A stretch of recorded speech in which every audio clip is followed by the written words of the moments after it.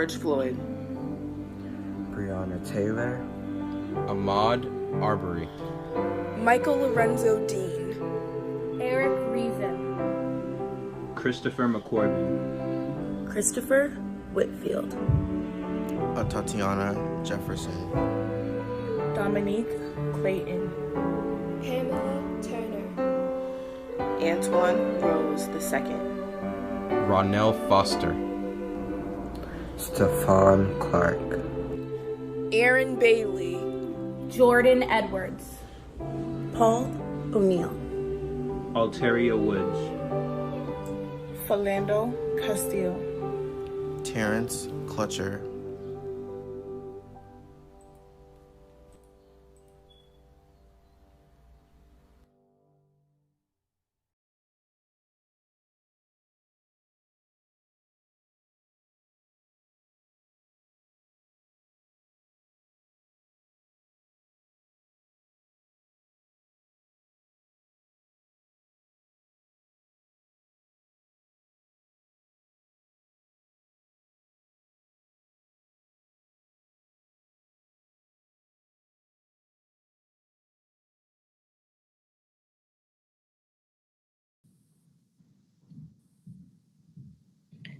Good afternoon. And word of thanks to the Boston's Children Choir for their singing of Precious Lord, Take My Hand. Good afternoon and welcome. I'm Frances Sweeney, Professor of Spanish and Vice President for Mission here at St. Mary's College of California. We have over 1,500 participants today from 35 countries. I've just been informed by my colleague, Brother Charles Hilkin, a historian, that this is in fact a historic moment for the Lasallian network, the largest gathering that has ever existed. People have identified themselves as being associated with Lasallian colleges and universities, secondary and elementary schools, schools and agencies who work with children and their families in Australia, Kenya, Ethiopia, Mexico, Spain, the Philippines, France, Colombia, Bolivia, Brazil, Palestine, and here in the United States. And beyond the global Lasallian educational network, we have people registered who identify themselves as being affiliated with parishes and dioceses of the Catholic Church, others associated with synagogues and mosques. We welcome you and we thank you for joining us. All are welcome. The Lasallian practice is to begin our gatherings with the simple refrain, let us remember that we are in the holy presence of God. So let us remember that we are in God's holy presence as we are in each other's presence. Our format today will be to have an opening question answered by all panelists, followed by questions that emerge from them as well as from participants. We've already received a number of challenging questions for our panelists, thanks to those of you who have sent them. We invite everyone to submit questions to lacu-mo@gmail.com. Our session will run approximately 75 minutes, and all participants will receive an email link with this recording as well as links to additional resources. I'd now like to introduce our panelists and my co-moderator. First, Mr. Hayden Green is the founding director of Multicultural Affairs and the coordinator for the Multicultural Center at Manhattan College. He has over 20 years of involvement in questions of higher education leadership, addressing racial justice, equity, and inclusion. Mr. Green is also a prize-winning photographer and poet. Dr. Christy Kelly is the Chief Diversity Officer and Director of Multicultural Student Services at Lewis University. She participated in Lasallian Higher Education Colloquy on Racial Justice and is on the Colloquy planning team. Her research focuses on the experience of Black women in the collegiate setting through the lens of critical race theory and Black feminist thought. Dr. Maureen O'Connell is an associate professor of Christian ethics at Salle University and a member of the Lasallian Education Council for this region. Her research explores racial identity formation, racism, and racial justice in Catholic institutions of higher education. And her forthcoming book is titled Being Catholic, Becoming Anti-Black, 5 Generations of Entanglements with the Color Line in Philadelphia. Dr. Luisa Marcela Osa is an associate professor of Spanish at LaSalle University. Her research addresses Afro-Hispanic literatures and cultures, as well as the Chinese presence in Latin America. Dr. Osa also serves on the executive committee of the Afro-Latin American Research Association. My co-moderator is Brother Ernest Miller, FSC, Doctor of Ministry, serves as Vice President for Mission at LaSalle University. Brother Ernest has co-led and founded the Lasallian Higher Education Colloquies on Racial Justice since 2017. Brother Ernest was the convener of the Lasallian Convocation on the Rights of Children at the United Nations. Why are we here? I invite us to consider two distinguishing elements of our Lasallian heritage. First, we know that the work of St. John Baptist de LaSalle, our founder, 340 years ago, was the work of social justice. His vision, carried forth today in over 80 countries across all levels of education, was to establish schools for those who could not otherwise have access or means for education. His pedagogy was grounded in relationship, touching the hearts of each student, knowing who they are and honoring their individuality, treating them with dignity and respect. Secondly, and equally important, let us recall De La Salle's concern for the community of educators with which he worked. Today, we share in the legacy of association and continued formation. A Lasallian school is one in which all members of the institution are affirmed and valued for their unique gifts. Together and by association, we transform the lives of our students and our own lives. Today is June 25th. It is 1 month, exactly, since the murder of George Floyd. Let us say his name, George Floyd, and let us all pause for a moment in his honor.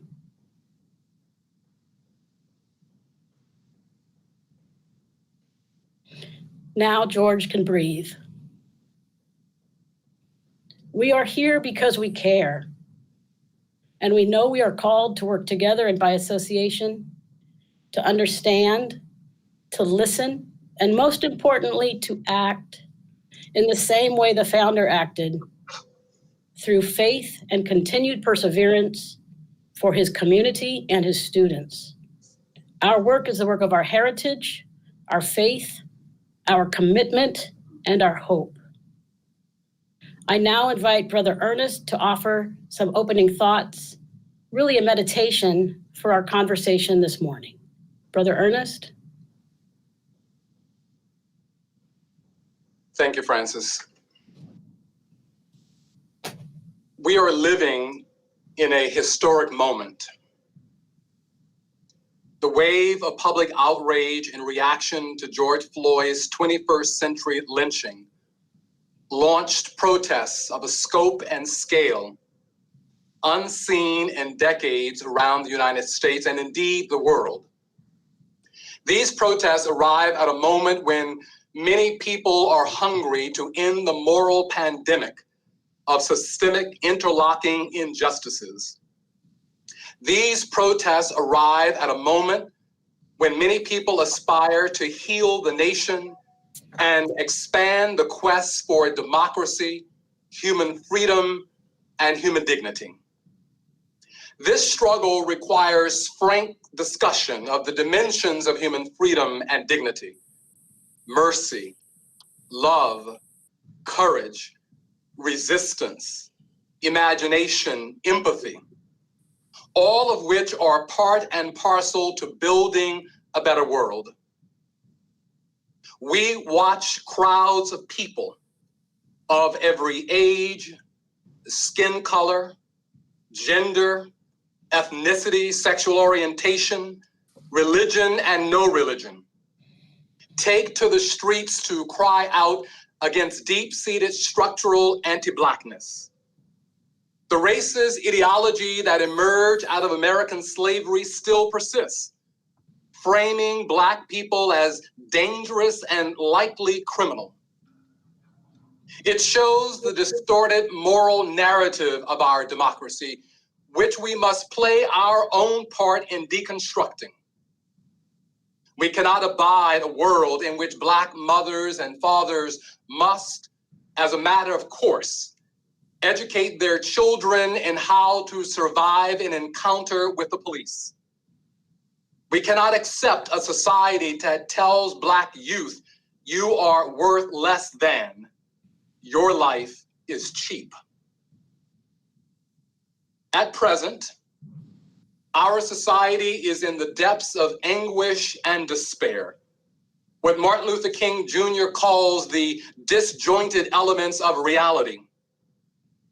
In this broken place, our nation needs to heed the ancient wisdom of the Hebrew prophet Zechariah. Take inventory of yourself. Publicly own the deep wounds and painful consequences of oppression and suffering in the land. Zechariah calls us to become prisoners of prophetic hope. We must shift from pleasant poetics of charity to a prophetic praxis of hope, capable of transforming the status quo. It opens up the possibility to create a movement that enacts transformational justice. That is to say, a movement that brings about the fruits of the reign of God. But what exactly is the problem against which we must dedicate ourselves to struggle? At the opening of the 20th century, the great sociologist and civil rights activist W.E.B. Du Bois asserted, the problem of the 20th century is the problem of the color line. This analysis remains desperately relevant today as the nation continues to be affected by the fumes and odors of systemic structural racism in American democracy. We have ingested the idea, says Rasma Menachem, that the white body is the supreme standard of humanity. While we see anger and violence in the streets of our country, the real battlefield is inside all of our bodies of every color. Manickam continues, if we are to survive as a country, it is inside our bodies where this conflict needs to be resolved. That the vital force behind white supremacy is in our nervous systems. If you don't understand this truth, everything about this moment will confuse you. Everything about racial inequities, poverty, and social unrest will confuse you. Let us pray that God will keep this knowledge close to our hearts. After registering for this event, you received a copy of the mission-mandated vision for racial justice. Take an opportunity to consider this document and offer comment and suggestions about how we move forward as a Lasallian community, locally and globally, towards enacting racial justice on a personal and communal level. This dialogue is an opportunity to take up the responsibility, as Kevin Ahern states, to name God's activity in the world, to be a prophetic critic of society. St. John Baptist de LaSalle and his first brothers gave birth to our Lasallian Association, which to this day draws from the deep wells of their encounter with the Holy Spirit. They tussled with the social forces that threaten and attack the dignity of the human person. Their foundational motivation was to establish Christian schools as a sign of the reign of God and a means of salvation. A theologian, Brother Luke Psalm, FSC, helps us critically understand this notion of salvation when he writes, we are called to, quote, save our students and ourselves from failure and disintegration of every kind, and to promote health instead of sickness, knowledge instead of ignorance, relationship instead of loneliness, justice instead of injustice, love instead of hate. So what then is required of each of us? What is required of the mission of Lasallian education to enact justice? As prisoners of prophetic hope, we are trying to track not only our wounds and suffering, but also our strengths and our tremendous possibilities for coming together to take decisive steps as communities of struggle toward widening and strengthening human democracy. The theologian Susan Totten amplifies this urgency. We must dare to draw closer to where justice is being created in order that we may learn to recognize justice and participate in its creation. If we are to amplify our participation in justice creation, there is warrant for Lasallian education to embrace a critical pedagogy, a discourse of educated hope and possibility across the curriculum and co-curriculum of each of our schools, universities, and other centers of education. Let us provide those entrusted to our care with the prophetic sensibility of Brother Johnston, FSC, who called us to be indignant about human beings suffering, most especially children, suffering under the weight of social imbalance.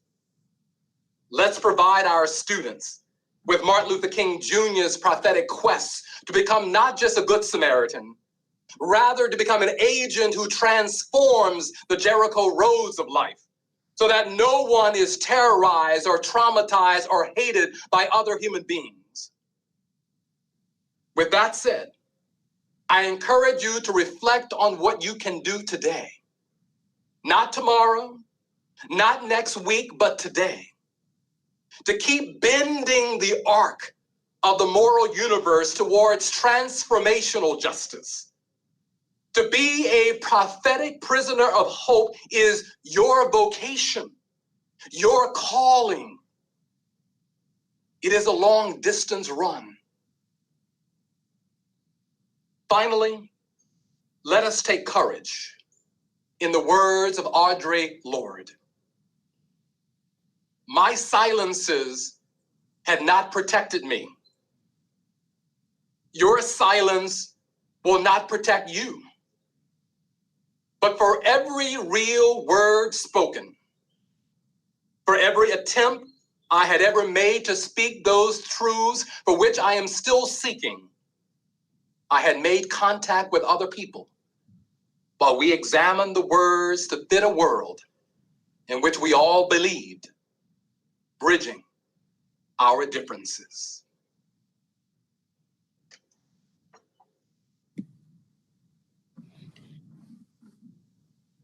Thank you, Brother Ernest. So we'll proceed to the questions for our panelists next. The opening question, which each panelist will answer, is, what is systemic institutional racism? And can you offer an example of this in your lived experience? We also want to thank and recognize that these questions are difficult, and we appreciate our panelists' willingness to lean in as they feel safe to do so. Thank you. Christy, Dr. Kelly, will you please begin? Certainly. First and foremost, thank you, Brother Ernest and Francis, for the introduction, but most importantly, the invitation to serve as a panelist alongside our Lasallian colleagues. This particular opportunity is one that I don't take lightly, as this dialogue is critical, it's needed now, today, and is required in our efforts to live out our core principles, and not only through the usage of words, but through practice and action, as alluded to already. I feel obligated to preface my statements during this time together by just literally saying, from the depths of my soul, I have the best interest of all in mind. I am also seeking racial harmony and racial transformation through justice. So, to your question, what is institutional racism and systemic racism? Institutional racism and systemic racism is clearly discrimination based on race and ethnicity. It takes on many forms, and it allows people in positions of power to see suspicion and attribute negative characteristics to entire groups of people. Institutional racism reproduces and reinforces inequality and injustice, and it disproportionately affects the economic and social aspects of many people of color. This is done through our criminal justice system, through education, employment, healthcare, housing, the list could go on. It is perpetuated in social and political institutions, and it is rooted in the foundation of the United States. Whereas populations of people were denied the basic rights and civil rights of human beings, what I would call a total disregard for the respect for human dignity. I'll take it a step further. Institutional racism is systemic oppression.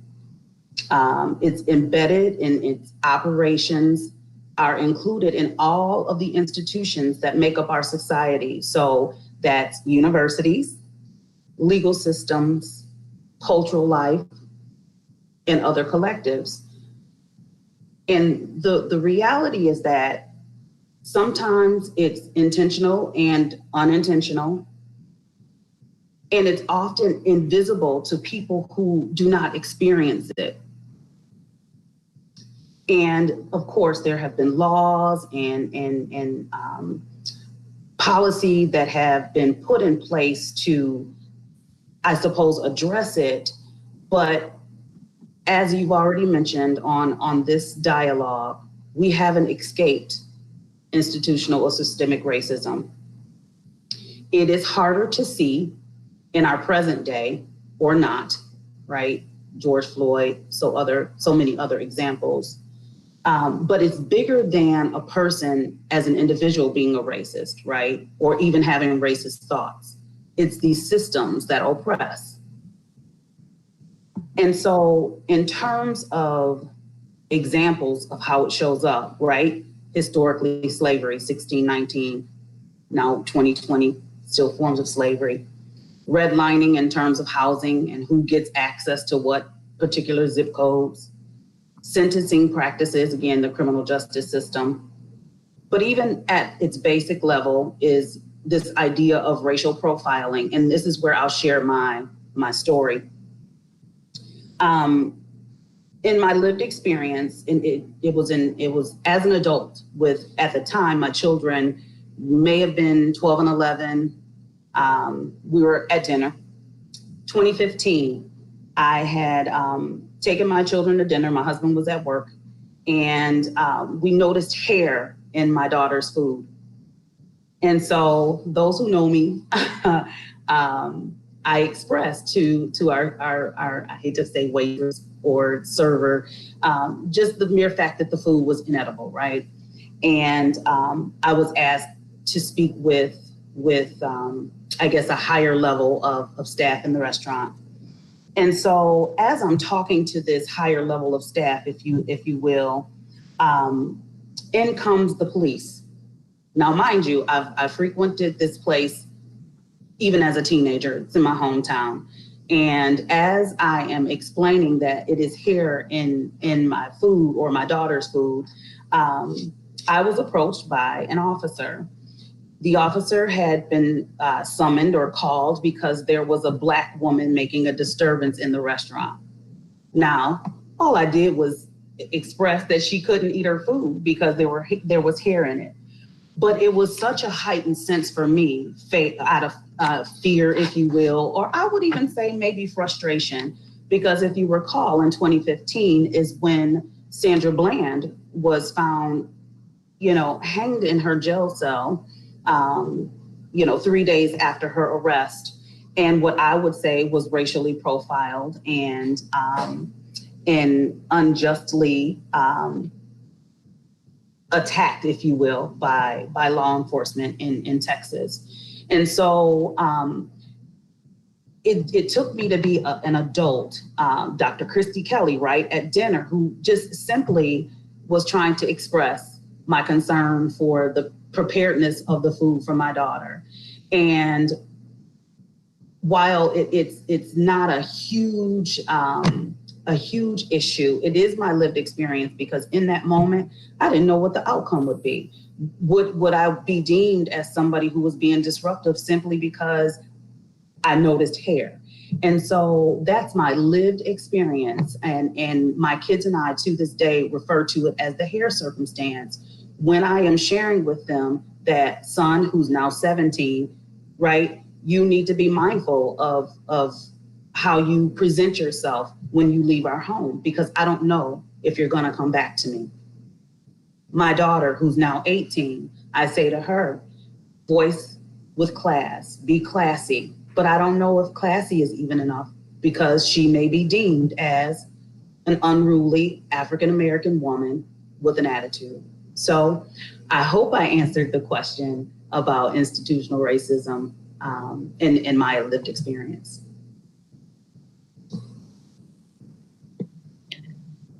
Thank you very much. Maureen, Dr. Maureen O'Connell will go next. Dr. Kelly, I think you did answer that question in a very profound and traumatic way.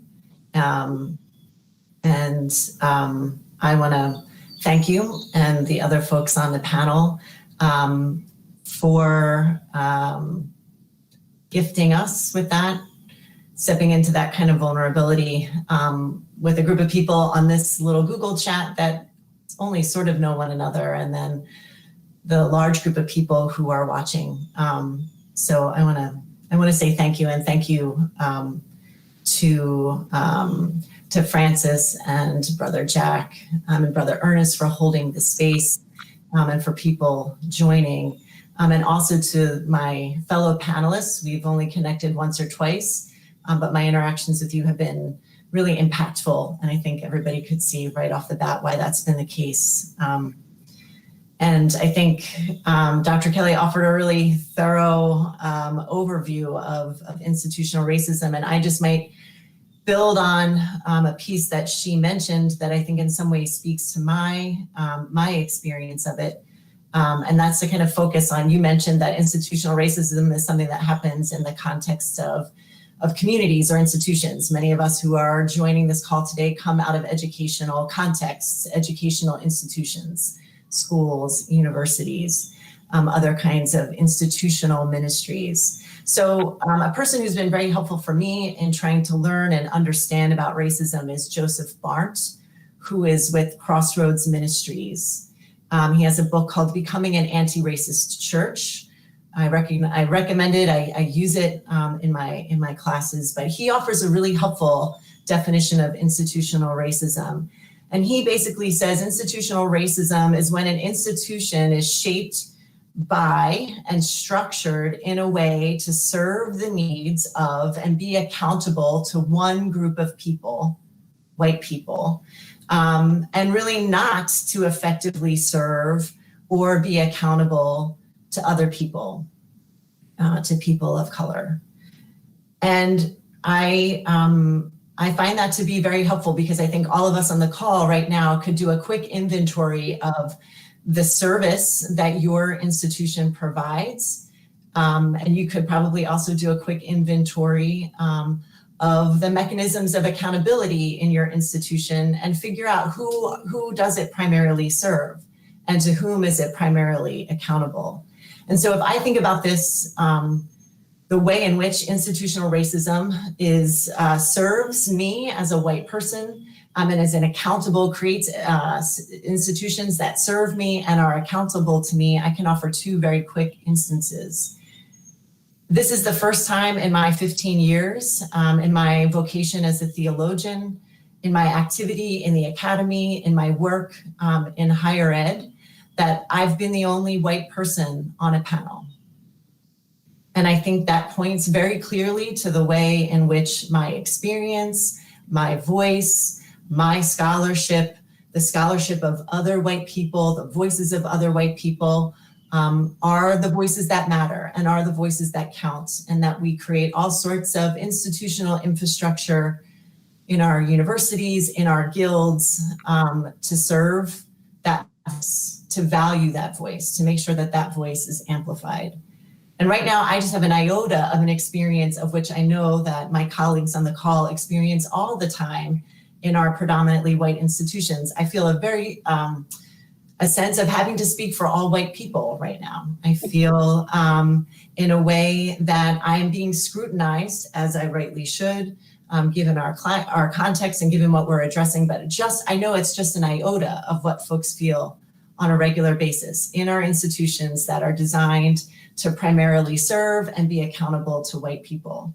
And the second example I can give of this is that I can tap in and out of this racial justice work at will. The work that I do here, my life is not dependent on it. The lives of my nephews and niece, not dependent on it. My future as a scholar, not necessarily dependent on it, unlike the folks on the call. So to be very honest, I was engaged in that work on the mission mandate for racial justice. And without structures of accountability, I could tap out of that work at any point. That we work to create that document, but without structures that within our institutions that hold us accountable to bringing those visions to fruition, white people like myself really aren't accountable to this kind of work. And so we can tap in and out. And I know that doing that, and I've learned recently from colleagues of color, that is very harmful. It's very painful, and it only increases the trauma that they experience on our campuses. So that's my way of thinking about institutional racism. Thank you, Maureen. Mr. Hayden Green, would you please join the conversation? Thank you so much. And I wanted to, again, thank you and Brother Miller, Brother Ernest for setting this up, and Brother Jack as well. This is an amazing opportunity with an amazingly wide audience to hear the words that we're saying today. And I think that this is a topic that entire classes have been dedicated to. So, what I hope is that as you start to hear little things that spark your interest, that this is just the kindling for you to light a fire of inquiry and self-reflection.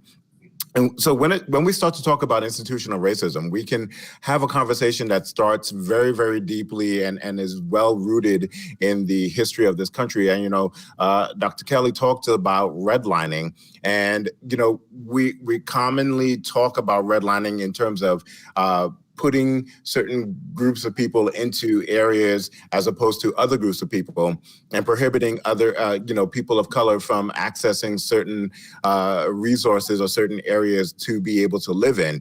But it also manifests itself in the fact that certain businesses are not promulgated in those areas as well. So if you are growing up in a community that has been redlined and is a disenfranchised community, chances are there aren't a lot of businesses that happen in those areas. So as a young person coming up, as a young person trying to make their way, and you live in an area that has these resources, you might get a paper route, or you might go work in the local grocery store, or you might work at the local hardware store, or Are there lawns for you to mow, or things along those lines? So there's an industriousness. There's a sense of hope. There's an understanding that my efforts will result in some sort of rewards. But redlining is so insidious. Now you have people who are nowhere near the jobs that are available, if they are available to people from that neighborhood. And so as you grow up, there is that sense of hopelessness, because there's nothing around me that I can develop myself. There are not businesses that I can grow my sense of work equals reward. And so you can have those conversations about how deeply that affects communities and the ability for the youth to have a great sense of worth. But you don't have to go that far. There are still pieces of institutional racism that exist in our society right under our noses. Last year in New York City, a law was finally passed that allowed Black women to wear their hair in their own natural hairstyles. Think about this for a while. All this time, they had to pass a law to allow Black women to wear their hair the way that it naturally comes out of their head. And so when you start to think about the fact that there is a standard, a European standard that you are being forced into complying with, there is no way that you cannot have questions about one's self-worth and how you stack up into this society. And so the institutionalism comes from the fact that there are resources that people believe that they want to protect. Brother Ernest forwarded a article from Ibram Kendi, and it talks about how the racism comes from the fact that there are resources that they want to keep, and there are policies and procedures that are put into place so that they keep those resources, that power, that access to power. And the racism comes from justification for those policies and procedures. We have to hold these people away from the power and away from the resources because they're less than. And that's where this all begins. And that's where it's all built into the fabric of all of these institutions. And so, I see it in a number of different ways. How long we got? We could talk for hours about the different ways that institutional racism has affected me. I'm a Black man living in Brooklyn, right?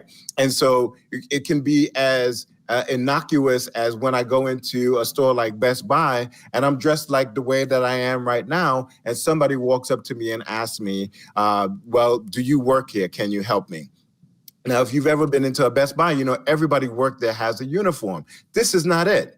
But because race and class and socioeconomic status is intricately linked in this country, so that person looks at me and goes, you can't possibly be shopping here. You have to be an employee. And this hasn't happened to me once, hasn't happened to me twice. It happens almost every time I go into a big box store or any store where the item prices are really high.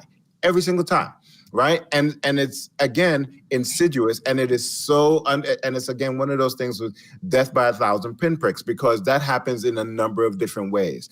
I ride my bike. I'm a biker, so I get out in there and I'm out for exercise. Yet and still, every time I ride by a police car, I'm making sure I have my helmet, am I obeying any of the laws, because I know that if I get stopped by the police, it may not be as simple as, oh, you don't have a bell. It may not be as simple as your helmet is not regulation. It may result in me not coming home to my family. And that's a horrible way to live. And that's the insidious nature of institutional racism. When I have to worry about not coming home to my family after just going for a bike ride, something needs to change.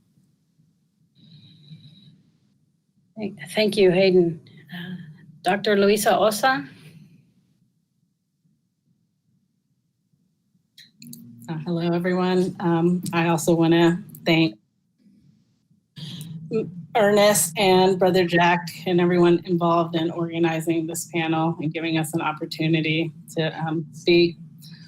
I think my fellow panelists did an excellent job of framing systemic and institutional racism, so I don't want to continue defining it. I think we have clear difference. So I went out for some other bit, and then I'll a little bit for, people talk off like those things, but it's everywhere in every system. So for example, a lot of people now, since so many things are getting attention or pointing out, in addition to what Hayden brought up about food deserts and what stores are available, the locking of, quote, Black products like hair care products are locked.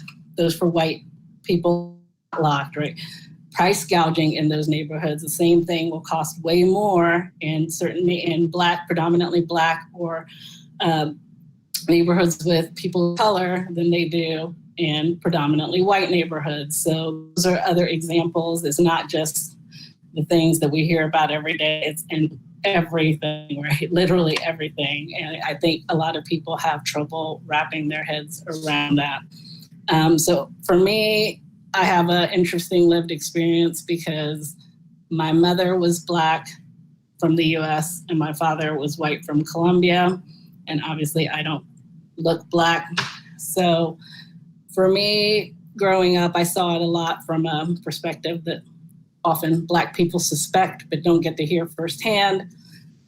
White people, the minute I would see them being friendly to Black people, and then the minute those Black people left the room, they were calling them the N-word, they were mocking them. So that's painful seeing that, but it also gave me a frame of reference to not necessarily trust the surface, because I got to find out what was happening behind closed doors.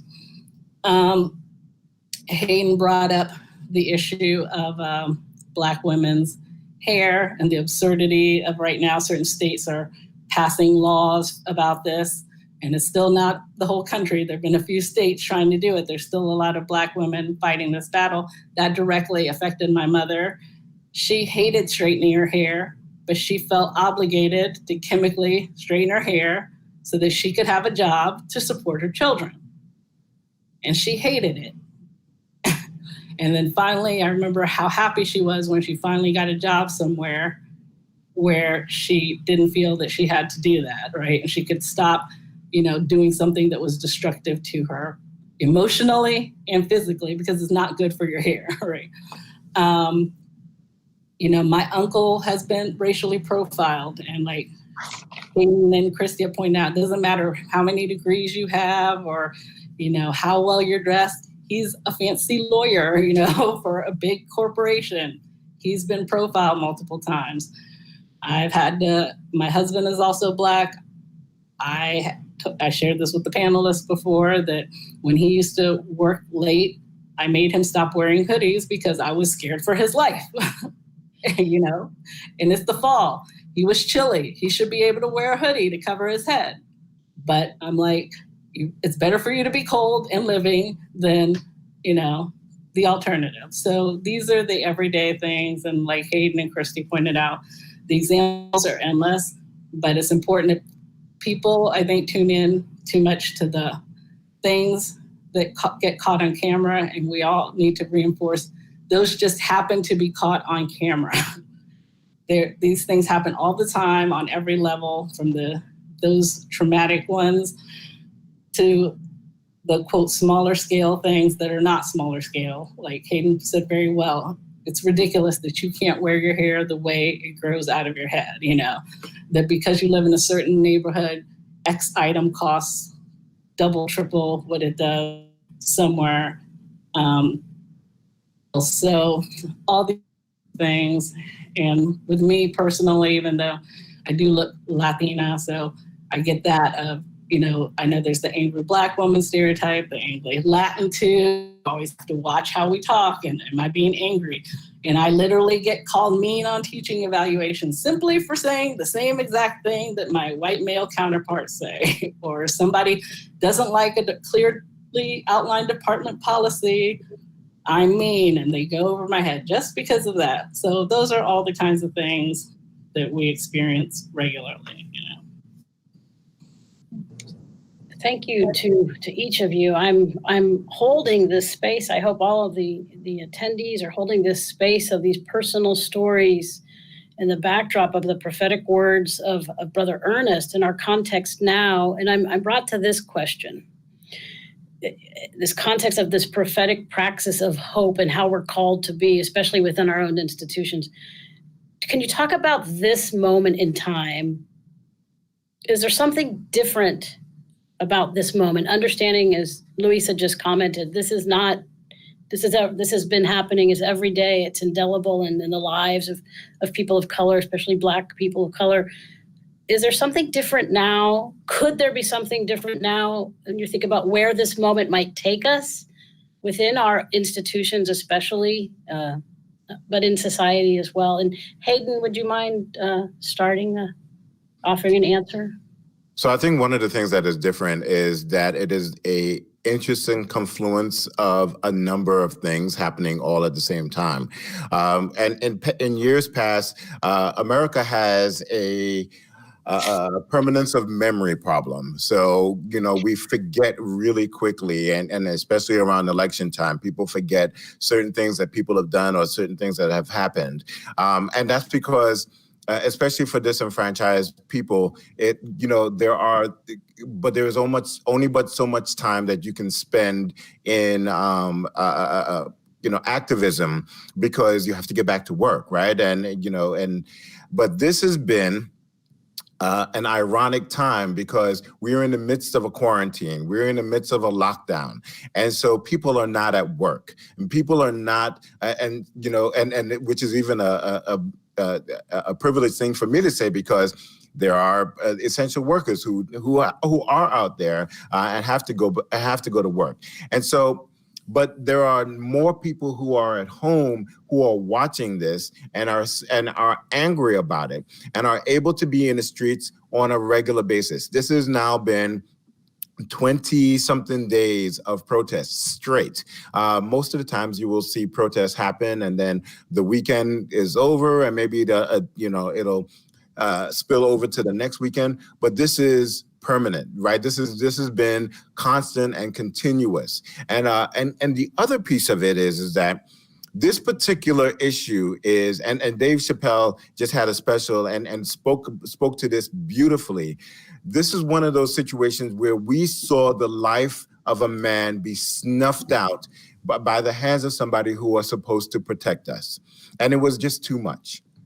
It had gotten to be too much. We had seen it far too many times, and we had experienced it far too many times. And so, coupled with the ability to be in the streets, and coupled with the ability to be angry in full-throated volume, I think it has made this a difference. And again, you can see that this has had a worldwide appeal. There are protests in every single state in the United States, but in all different parts of the world, people are rising in solidarity for this. And it is less about this particular issue, but it is about the disenfranchised standing up and saying that has got to stop. There is no longer room for people to be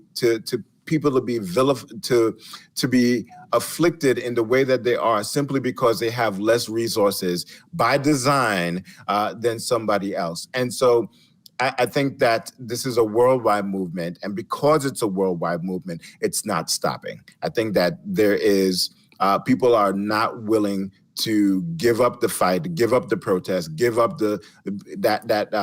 those voices until they see real actionable items. Thank you. Would anyone else care to add to that? Thank you, Hayden.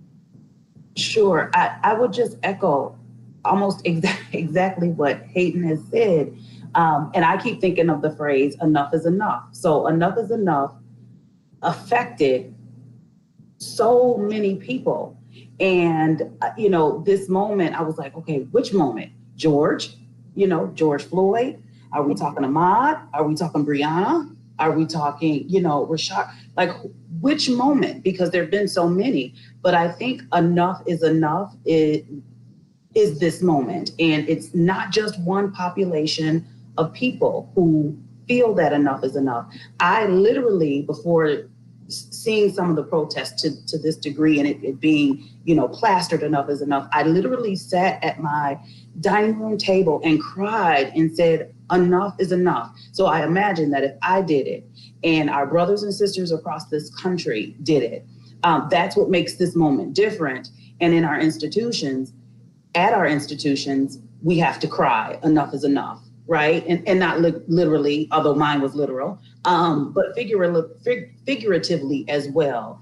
And so standing in solidarity, and not just as a cliche, a mix of words, is what's different for this moment. And we've seen it. So I think those are some additions that I would add. Mm-hmm. Anyone else? Maureen or Louisa? Sure. I kind of have mixed feelings because on one hand, it is nice or gratifying to see the of the movement, seeing it global, seeing it being multiracial, multicultural. But because of some of those lived experiences that I explained, there's a part of me, until I really see it, I'm not going to believe it.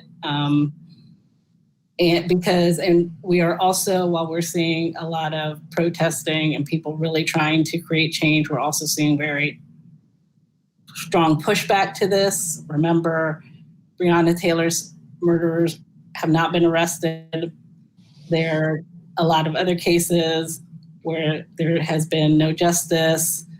There's a case, and it's not just the people who unfortunately are murdered. So for example, there's a case, Matthew Rushin, Rushin for people who want to look it up. He's a young Black autistic man, got a ridiculously harsh sentence for a car accident, and the police and nobody during the process took into account his autism as to why he reacted certain ways, and into him understanding fully what he was signing when he agreed to a plea deal. So, my opinion, he was taken advantage of, all these kind of things. So we have all these kind of things at the same time that we can't, while I'm gratified, we have to keep our eye on the prize, as they say, because you can't get distracted by that when you see so much pushback here in Philly. There's been plenty of incidents filmed where only the Black person gets arrested and the white protesters don't. They've been arresting journalists here in Philly, even after they were told not to. So these are all important things. And since I know we have a global audience, and I remember seeing a question about Colombia, since that's when I have roots there, and also one of my areas of interest, racism and anti-Blackness in particular is global. In Colombia, they have a history of blanqueamiento, whitening, and legislation and practice. And right over the past few years, there's been literally hundreds of Black and Indigenous human rights activists killed, and many that are still alive have to go in hiding, have been displaced, they have to protect their families. So this is a serious issue globally that people have to really be mindful of. Thank you.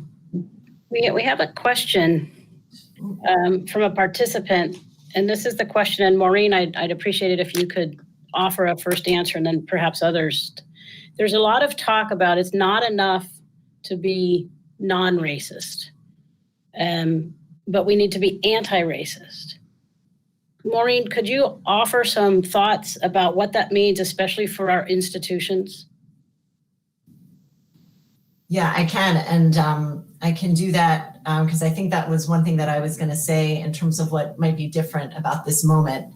I think we're hearing from our colleagues and friends of color, in addition to enough is enough with the violence against Black people, we're also hearing enough is enough with performative statements, enough is enough with empty gestures, enough is enough with people saying, but I'm not racist. Enough is enough but my people didn't own slaves. So I think one opportunity that this moment, I think is different about this moment is we have a lot more clarity, or let's put it this way, receptivity for the clarity of the diagnosis that's being brought forward. That actually has always been there, but white America in particular has been reluctant to hear it. So I think we have a lot of more folks calling not just for social justice, but for racial justice. Not just talking about racism, but talking about white supremacy, not just talking about racism, but talking about anti-Black racism. So I think that clarity of language and that clarity in diagnosis is very important because I think it does help in the response. And it does suggest that it is not enough for white people to simply say, I'm not racist. And there is a distinction between being not racist and being anti-racist. A non-racist framework tends to think about racism in interpersonal dynamics. That person A does something wrong to person B, motivated out of racial discrimination. We know that that happens, but that misses the point of the larger structural and cultural things to which my colleagues on the panel all pointed to and have lived experience with. I think when we think about being non-racist, that also is color blindness, right? I don't see color. I just see people. I don't see color. And that color blindness is actually a form of racism because you're failing to see the particular ways, as Ernest talked about earlier, race is an experience that is lived in our bodies. And if I fail to see people's complete identity, I fail to see the way that they disproportionately carry the weight of the world on their shoulder because of their racial identity, right? So enough with color blindness. I think another point that is really, really important for us, especially coming out of the Catholic tradition, of which I am a complete and thorough product, is a sense of looking at the impact of racial injustice, looking at the impact of race, and really just trying to meet the needs of the people who are impacted, right? Taking that charitable approach that Ernest talked about earlier, taking that we're going to be the good people who come in and do the good things for those poor folks who seem to be so impacted.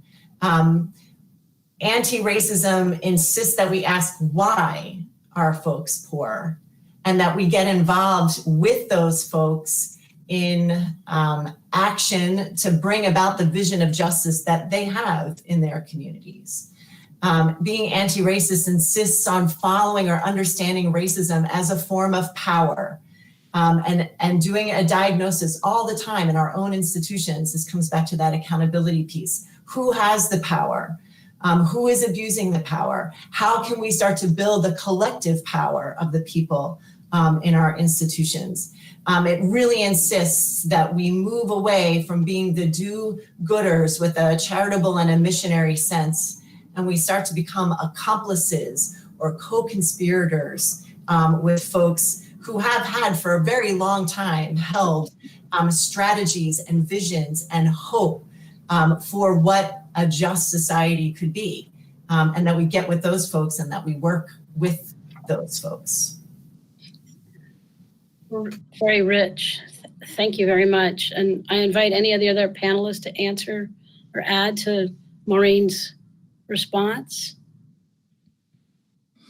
And I think that that's the crux of where we are, because there is a passive nature to saying that I am not racist, and there is an old saying that you judge your character by the things that you do when no one is looking, right? So when I am not around, if I'm around and you defend me to some racist action, that's great.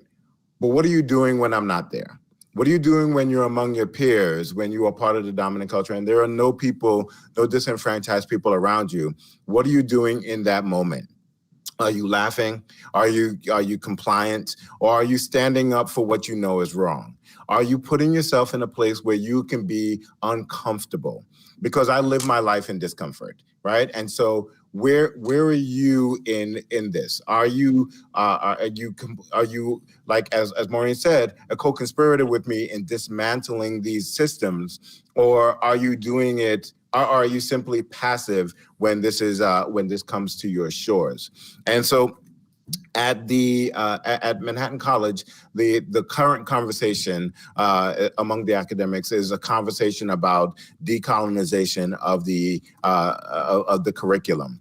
And so when people of color sit in classrooms, they get to learn about Copernicus, and they get to learn about Vivaldi, and they get to learn about Newton and all of these European-based people, when in fact a lot of these innovations and a lot of the innovations that they are learning about also happen in other parts of the world, right? So you can talk about this from the point of mathematics and understanding how mathematics had a lot of its foundation in Arab nations, right? And so when you start to understand that the providing a space where everybody gets to see themselves in the lessons that are being taught, you understand, and there are people who are of European heritage are now saying, well, I don't know anything about that. Maybe I should learn. So that's the same place that all students should be. Is like, I don't know something about that, I should find out, as opposed to, oh, there are a bunch of people who look exactly like me,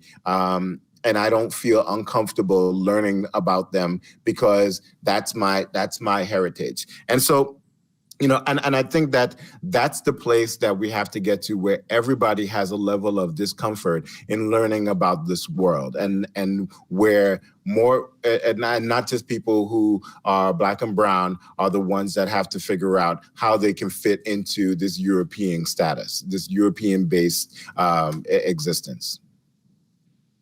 Thank you. And I'm going to even make that more complicated, because we have a few questions have come in around this topic. And I invite you all to listen to it. And perhaps, Christy, you might respond first. And it's this: in what ways must a Lasallian response to racial justice also address intersectionality of identity? So our call to stand in solidarity with the most vulnerable and marginalized among us requires us to rigorously understand the intersectional structures of oppression that create vulnerability and marginalization. So as we also look to frameworks related to how should Lasallian educators engage in the intersectional insights demanded by the frameworks of Black feminist, Black queer, and reproductive justice frameworks as well. When we think about that intersectionality of identity, how are we called as Lasallians to include that in this movement for Black Lives Matter, for racial justice? It's complicated, so, we can handle it. Wow. Wow. So I'm going to speak to Lewis in particular, and us having an aspiration of being a space where educational excellence and inclusive excellence is a priority. And not to the exclusion clearly of our all of our institutions, but Lewis is bringing to life this notion, philosophy of being a sanctified zone, right? So the sanctified zone at Lewis requires us to make declarations about acceptance and intolerance for multiple isms, right? There's no prescriptive way to do it, but we declare that at the core, human dignity, right, is something that we respect for all. And so we've got a wonderful statement that many of us on our campus, again, we try to live out to address intersectionality and positionalities of all that are on our campus, both virtually and physically. So that's my first attempt to address the intersectionality of our positions and so forth. So that's where I'd land. Yeah. Thank you. Anyone? Louisa, please. Thank you.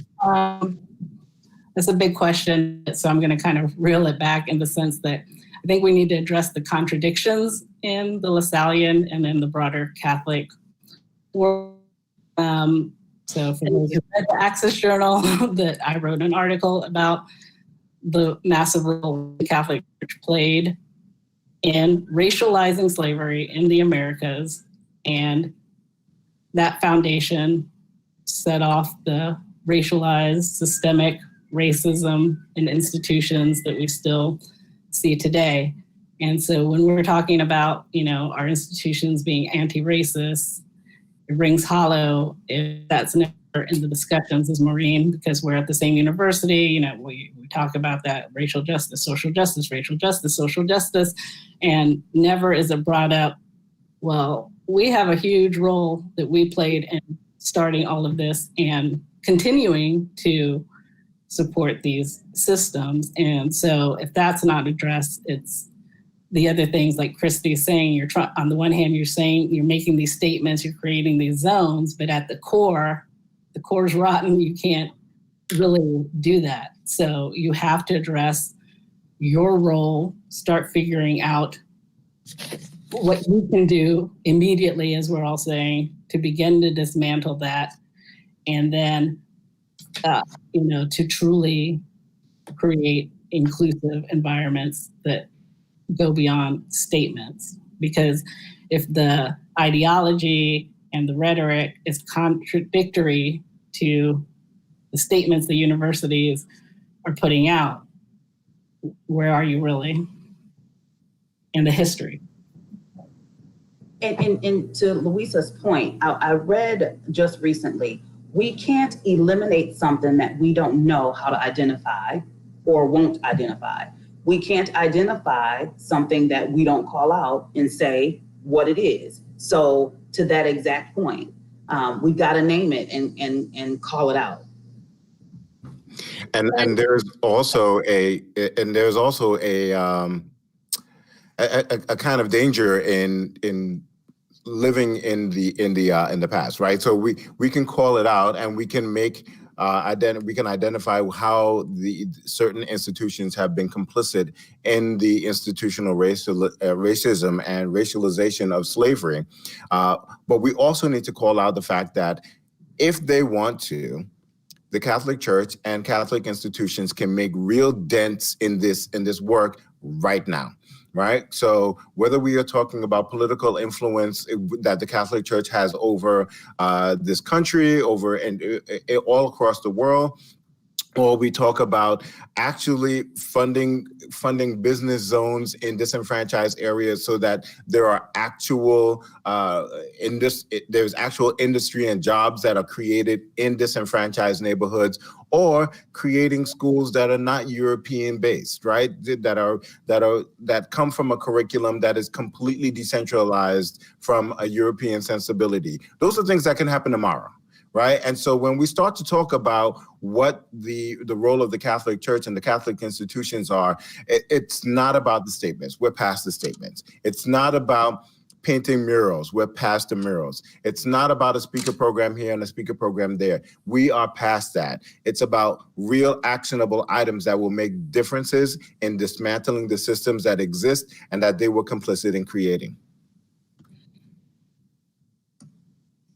And this is so powerful on so many levels if we really truly think about this, because to acknowledge the history of the church, the history of systems, is to acknowledge the fallibility as well as the promise, this prophetic.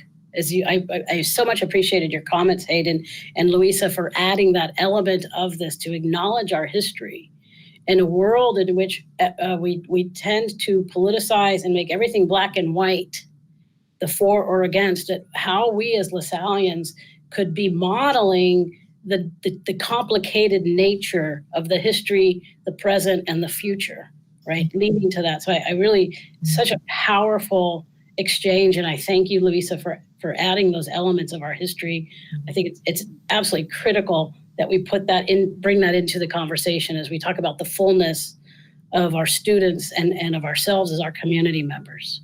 I'm gonna want to ask you, please, because we have a question and a commentary. Hayden, you were speaking to the global nature of this, and we have a powerful reflection. I'm going to try to paraphrase a question that's coming from Australia that's also had, as we know, a history of institutionalized racism. And so I'll try to paraphrase a little bit, very briefly, the commentary, and then invite perhaps Hayden, since you were talking about the globalness, and Louisa, the global sense of racism, and how what this participant says, I can't breathe. Those 3 words have changed the world. Talking about this time. And a poignant commentary, this is from Raina Brogna of De La Salle College in Melbourne, Australia. And she writes, "It took George Floyd's murder in the United States for us to act, to be outraged and no longer ignore our own brutal legacy of police violence and mistreatment against our Aboriginal and Torres Strait Islander people. Since 1990, there have been over 400 Black deaths by people in custody in Australia. Not one person has been brought to justice for one of those Indigenous lives lost. The violence of the police is part of their national story as well." And so again, she says, these words, "I can't breathe," have changed the world. And her question is, how can we continue showing up after the protests die down? The news stories disappear, and once again, we kind of go silent on the issue of racism. How do we as Lasallians help others recognize the goodness in all of God's people? How do we as Lasallians encourage others and ourselves to change, to keep working to change our systems, to work for peace? So I think it's a wonderful example of what we were just discussing in terms of the global nature of this, and also a reminder that we are Lasallians in 80 countries in the world, 65 universities. And so this is also shared work from a larger community. Hayden, would you like to speak to that? So I share Louisa's skepticism about where this will end. I've had plenty of examples of, again, the lack of permanence of memory of American people, but in essence, it's the world. When life comes back at you and you have to go back to work, and you have to think about where your next dollar is coming from, and you make a decision as to going to work or going to a protest or going to work or writing your congressman or going to work or sitting in front of your governor's mansion. A lot of times putting food on your children's table, it takes precedent. I do feel, though, that this may be one of those times. This may be the time when enough stuff is happening where there are visual representations of the struggle being continual memory markers for us, and they seem simple at the onset, but removal of statues, painting of things like Black Lives Matter on streets, and visual representations of the fact that this was not an ordinary protest. This was not a one-time protest. My hope is that it keeps going. But what also is happening is, while all of this is because the protests are going on for so long, it is causing lawmakers to really put forward legislations that they have to actually vote on while the protests are still happening. So a lot of times what happens is that protest happens, a lawmaker says, I'm going to put this into effect. Protest disappears. So by the time the vote goes up, there are not people knocking on their door, clamoring at their phones, sending them emails, reminding them this is important to me. And so they get away with voting it in a way that is beneficial to them. I think that because the protests have taken so long, the actual legislations are coming to vote right at the same time that people are in the faces of the politicians. And I feel and I hope that that's going to be the turning point, that some of these legislations are starting to move. Like the budget for New York City, is coming up in about 2 weeks or a week and a half.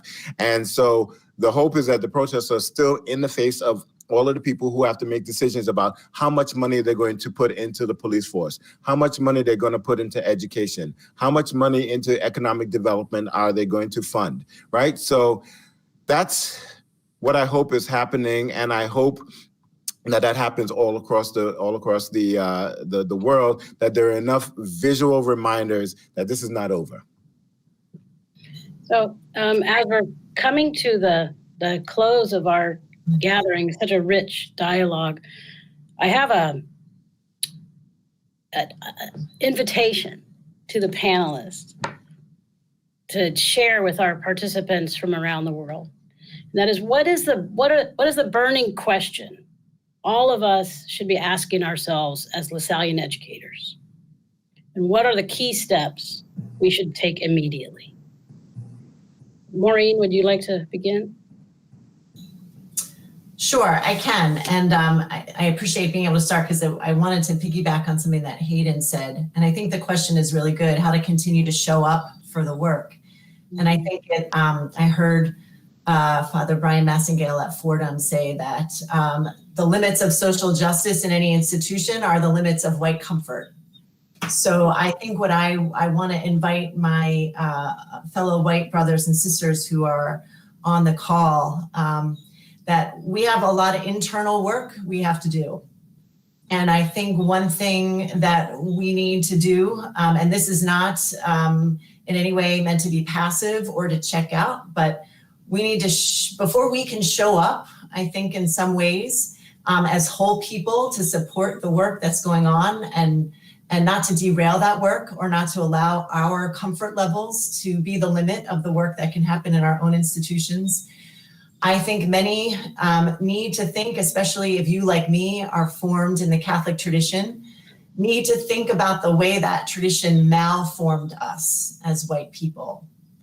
And that's some work that I've done in a book that I've been writing, and I shouldn't be stunned because I'm sure the folks on the panel and others on the call are not surprised by some of the things that I have discovered in the way that the Catholic tradition, because of its hand-in-gloveness with white supremacy, which I think Louisa has named, and because of a history that we refuse to look at squarely, that we can refuse to lament, that we refuse to confess, it has left white folks like myself and other people on the call particularly ill-prepared to do the work that needs to be done. And not only that, but makes us actually liabilities for that work in our own institutions. And that is ongoing work. That is deeply spiritual work. That is deeply pedagogical work. But I, in my limited yet ongoing experience with it, can be deeply limiting or deeply liberating, excuse me. So I think that I would call the folks on the call who identify as white to think about the ways in which we have been formed as white by our church and name those things so that we cannot be hindered by them and we can show up as the full people that God created us to be, that we can claim our uniqueness that the LaSalle tradition tells us that we also, that we all have. So I think that that would be one thing I would invite, some really deep internal discernment, reflection, truth talking. Thank you. Christy, would you like to join? Absolutely. So I think a burning question, regardless of who you are, is what are you doing to eradicate racism? Do you have the moral courage to make a change, right? Or how are you activating your privilege, your power in order to advance, right, someone who might not have that same level of privilege and power? Are you teaching your loved ones, your children, about racism? Those are burning questions. In our workspaces, are we practicing empathy and putting ourselves in our best suit to say, okay, let me understand what someone else might be experiencing? So that was more than a burning question. Amen. Louisa, please. Like Christy, I think I'll have more than one question, but this ties to points everyone made, Hayden, Christy, Maureen. And to the question from the person listening in, people also have to remember that protest is not the only way. Physically protesting is not the only way to protest. So all of us are busy, but in this day and age of social media, Twitter can be very effective if you bombard politicians whose policies you don't like with tweets and emails and all that sort of thing. And that does not take a long time to do. There's also, when we were preparing for this, we were talking about things that white people specifically can do, is we all talk, Christy, Hayden, and I and Brother Ernest talked about the risks and the sacrifices that we have to deal with on a daily basis. White people need to start making sacrifices. If you have racist relatives that you have tried to educate for years and years and you see no movement, should you keep inviting them to Thanksgiving or whatever? Is your drinking buddy that's racist and again has not changed, are you willing to sacrifice that friendship? Or are you going to keep reinforcing their behavior by being their friends? So these are seemingly small things, but they're not, because you're putting action behind the way you live your life. And for our institutions, who are you promoting? All your scholars, including your scholars of color, or are you only promoting certain people? When I say promote, I don't just mean the literal promotion, their work. Are you recommending them to the press? Are you recommending them for, high profile events like this? Or is it always the same faces? Like, these are the types of things, in addition to what our other panelists have mentioned, that can be done quickly, right? And every day. So it doesn't mean you have to be able to protest every day. You can take actions every day that are meaningful to help dismantle systemic racism. Thank you. Hayden. I think finally for me, the one thing that makes a difference is that we need to start monetizing the progress. So when, there's an old saying, show me where you spend your money and I'll show you what you care about. And so when you start to look at a department who has been resistant to decolonizing their curriculum, are they still getting the funding that they would normally get? Is some of that money being taken to put into other places where we can see real headway into creating a more unified and anti-racist campus? Are we still allowing our students to opt out of diversity training and only be involved in the conversation when it is comfortable for them? Or are we putting all students in a level of discomfort and conversation, regardless of what their racial background is, and being serious about that and putting real money to it?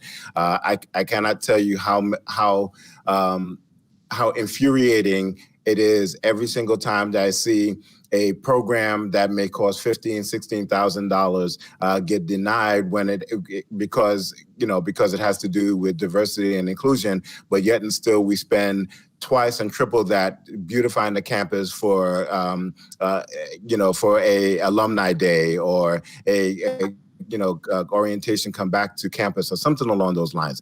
I think that where you put your money is what you really believe in. And I think it's time that our institutions really monetize the ideals that they believe in and put the money where their mouth is. Wow. Thank you. So we are at the close of our gathering. Truly, thank you to our panelists, Maureen, Louisa, Christy, Hayden, my co-moderator, Brother Ernest. This has just been beyond powerful. Words escape me. I also would like to acknowledge and appreciate those who have attended today, the participants. I hope you've had some not just words of resonance, but also inspirational to move to action in your own settings, personal, familial, professional. That we will stay in touch and we will continue these conversations with action in mind. A nod to the Lasallian region of North America and the Christian Brothers Conference in Washington, D.C. for helping with all of the tech support. The 3 districts in the United States, the District of Eastern North America, the Midwest District, and the San Francisco New Orleans District. The LACU members, the Lasallian Association of Colleges and Universities, the 6 Lasallian universities in the United States, Manhattan College, LaSalle University, Christian Brothers University, St. Mary's University of Minnesota, Lewis University, and St. Mary's College of California for their support for this occurrence and for helping disseminate the news to invite people to join us. A link to this recording and a feedback questionnaire will be sent to those who registered for this event. The International Association of Lasallian Universities and Colleges would like to continue this dialogue, and so you'll also receive information about forthcoming events through them. Any feedback you have on the survey will help us create those future events. I personally want to thank all of you for coming today. Brother Ernest is going to offer some closing remarks. Brother Ernest. Thank you, Francis. And again, thanks to our discussants and to all of you from around this nation and around the Lasallian world, and those joining us beyond, outside of the Lasallian world. Thank you for joining us for this moment. So I begin our close with the question that the prophet Micah offers us. What does God require of us? And so let us just hold on to that call of the prophet Zechariah to, as an educational community, that we continue to make that shift from pleasant, kind, nice poetics of charity and educating and success to a prophetic praxis of hope. To hear that call, to become prisoners of prophetic hope, all to create transformative justice. I want to draw on the last stanzas of a poem by Langston Hughes entitled Kids Who Die. It has been resurrected in recent times with the death of children who have been caught in this web. Tamir Rice and Trayvon Martin, among others. And to remind ourselves that the Institute of the Brothers of the Christian Schools were founded first and foremost to serve children. And as our movement has evolved, it now serves peoples of every age and background around the world. But Langston says, listen, kids who die, maybe now there will be no monument for you except in our hearts. Maybe your bodies be lost in a swamp or a prison grave or the potter's field or the rivers where you're drowned like Lebnet. But the day will come, you are sure yourselves that it is coming, when the marching feet of the masses will raise for you a living monument of love and joy and laughter, and black hands and white hands clasped as one, and a song that reaches the sky, the song of the life triumphant through the kids who die. And so we close with this exhortation by a child, by Kedron Bryant.